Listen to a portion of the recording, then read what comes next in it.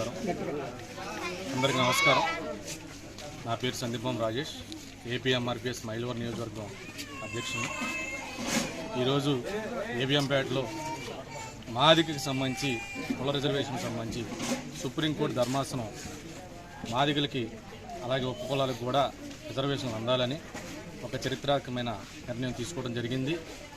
ఆ నిర్ణయంలో భాగంగా ప్రతి రాష్ట్రానికి కూడా ఏ రాష్ట్రానికి ఆ రాష్ట్రం ఖచ్చితంగా రిజర్వేషన్ చేసుకోవచ్చని చెప్పి భారత ప్రధాన న్యాయమూర్తి గారి ఆధ్వర్యంలో ఉన్న 7 సభ్యుల ధర్మాసనం మరి ఈరోజు మాదిగ రిజర్వేషన్కి అనుకూలంగా తీర్పు ఇవ్వడం జరిగింది. ఈ మాదిగ రిజర్వేషన్ కోసం ఎన్నో ఏళ్లుగా ఎంతోమంది బలిదానాలు అలాగే ఎంతోమంది వారి యొక్క ఆత్మార్పణలు చేయడం జరిగింది. ప్రతి నాయకుడు కూడా ముఖ్యంగా మందాకృష్ణ మాదిగ గారి నుంచి మొదలుపెట్టుకుంటే ఇప్పుడు ప్రస్తుతం సాగే ప్రతి ఒక్క నాయకుడు కూడా మాదిగలకి ఖచ్చితంగా రిజర్వేషన్ అందాలని ఎన్నో పోరాటాలు చేశారు. 94లో మరి ఎంఆర్పీఎస్ ఉద్యమం మొదలైంది. ఆ రోజు నుంచి ఈ రోజు వరకు కూడా మరి ఆ ఉద్యమం రిజర్వేషన్ కోసం పోరాడుతూనే ఉన్నాము. మరి 2004 ముందు చంద్రబాబు నాయుడు గారు ముఖ్యమంత్రిగా ఉన్నప్పుడు మరి ఈ యొక్క మాదిగ రిజర్వేషన్ అనేది ఏర్పాటు చేయడం జరిగింది, వర్గీకరణ. మళ్ళా కొంతమంది మరి సుప్రీంకోర్టుకు వెళ్ళి దాన్ని ఆపించడం జరిగింది. మళ్ళీ 2011లో పంజాబ్ వారు ఖచ్చితంగా మాదిగలకి మా యొక్క చర్మకారులందరికీ కూడా రిజర్వేషన్ ఇవ్వాల్సిందని చెప్పి సుప్రీంకోర్టుని తలుపు తట్టడం జరిగింది.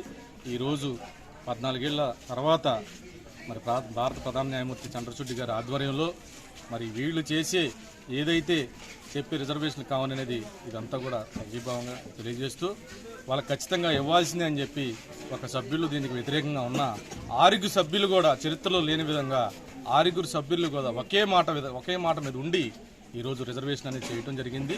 మరి రాష్ట్రాలు అలాగే కేంద్రంలో ఉన్న ప్రధానమంత్రిగా ఉన్న మోడీ గారిని, ఆంధ్రప్రదేశ్ రాష్ట్ర ముఖ్యమంత్రిగా ఉన్న గౌరవనీయులు చంద్రబాబు నాయుడు గారిని కూడా మేము ఒకటే కోరుచున్నాం. ఏదైతే సుప్రీంకోర్టు తీర్పుకు అనుగుణంగా మీరు దయచేసి మిమ్మల్ని కోరేది మేము ఒకటేనండి, అటు కేంద్ర ప్రభుత్వ ఉద్యోగాల్లో కానివ్వండి, రాష్ట్ర ప్రభుత్వ ఉద్యోగాల్లో కానివ్వండి, మా యొక్క ఎస్సీలకి సమన్వయంగా ప్రతి ఒక్క ఉపకులానికి అన్నిటికీ కూడా రిజర్వేషన్ కేటాయిస్తూ ఆల్రెడీ కేంద్ర ప్రభుత్వంలో ఇచ్చిన కొన్ని ఉద్యోగాలకి అలాగే రాబోయే ఆంధ్రప్రదేశ్ ఉద్యోగాల్లో కూడా ఈ యొక్క మాదిగ రిజర్వేషన్ కలిపి ఉద్యోగ నోటిఫికేషన్ వదలవలసిందిగా ముఖ్యమంత్రిగా చంద్రబాబు నాయుడు గారిని కోరుచున్నాం. 2024లో మరి ఆయన ఏదైతే నేను మాదిగ రిజర్వేషన్ చేసి తీరుతా, వర్గీకరణ చేసి తీరుతానని చెప్పి ఆయన మేనిఫెస్టోలో చెప్పడం జరిగింది.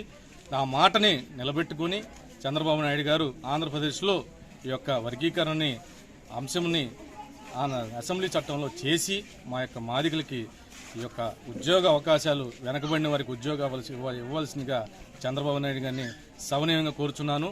అలాగే ప్రధానమంత్రి మోడీ గారిని కూడా కేంద్ర ప్రభుత్వ ఉద్యోగాల్లో కూడా మేము కోరుచున్నామండి. ఈ యొక్క రిజర్వేషన్కి మోడీ గారు ఎలాగో అనుకూలంగా ఉన్నారు కాబట్టి చంద్రబాబు నాయుడు గారు కూడా అనుకూలంగా ఉన్నారు కాబట్టి అతి త్వరలోనే మరొక శుభార్త కూడా ఏదైతే ఈరోజు సుప్రీంకోర్టు దీనికి అనుకూలంగా తీర్పిచ్చింది, రాష్ట్రాల్లో కూడా ఆయా రాష్ట్ర ముఖ్యమంత్రులు ఈ వర్గీకరణ చేసి మాదిగలకి వారి యొక్క ఉపకులాలకి మిగతా వాళ్ళందరికీ కూడా సమన్యాయం చేస్తారని కోరుకుంటూ సెలవు తీసుకుంటున్నాను.